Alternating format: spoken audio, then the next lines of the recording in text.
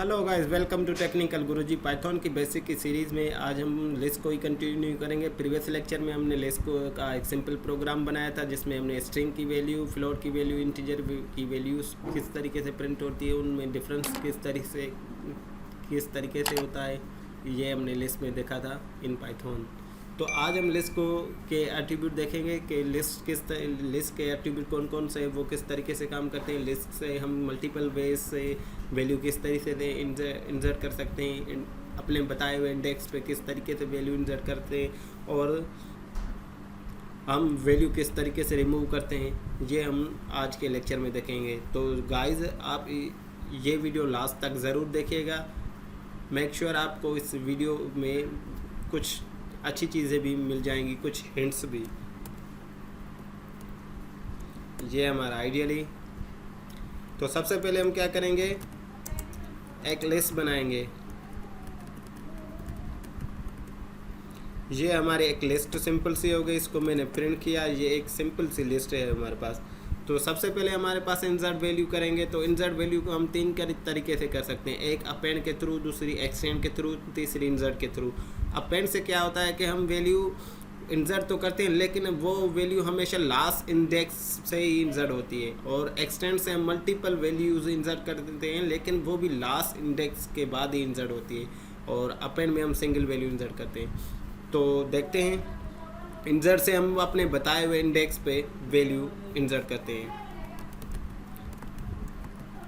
Append से मैंने एक सिंगल वैल्यू दी, उसको इंसर्ट किया, तो ये देखें वैल्यू हमारे इंसर्ट होगी लेकिन लास्ट इंडेक्स पर ही इंसर्ट हुई है। ये हमारे अपेंड के थ्रू होती है। और दूसरी है हमारे पास एक्सटेंड से हम मल्टीपल्स वैल्यू इंसर्ट करते हैं, जो हमें चाहिए होती वो हम लिखेंगे और इसको इंसर्ट करेंगे। एरर बता रहा है एक्सटेंड, एक मिनट, lst.extend, स्पेलिंग तो मिस्टेक नहीं थी शायद,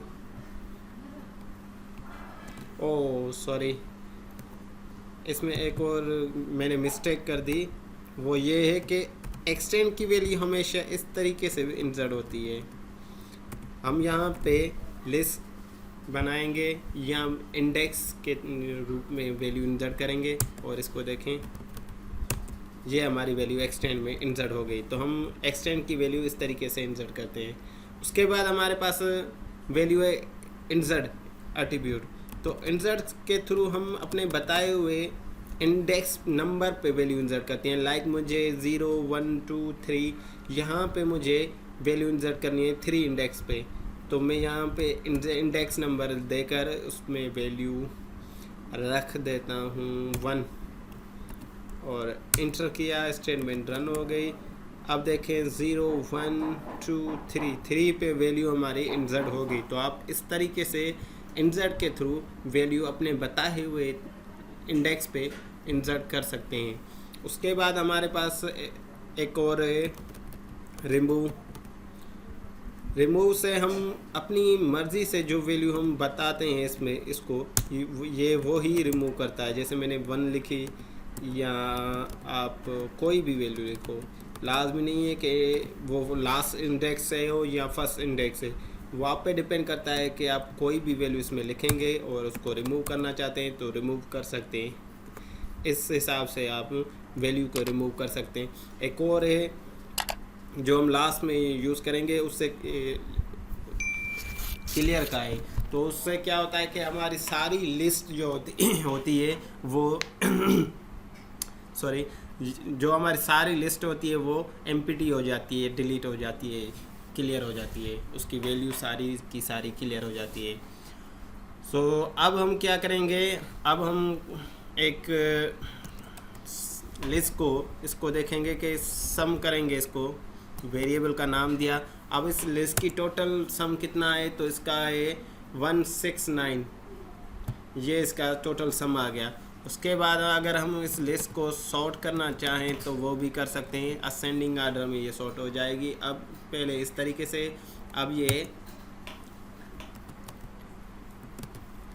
इस तरीके से असेंडिंग आर्डर में लिस्ट हमारी प्रिंट हो गई। तो आप इस तरीके से भी इसको प्रिंट कर सकते हैं।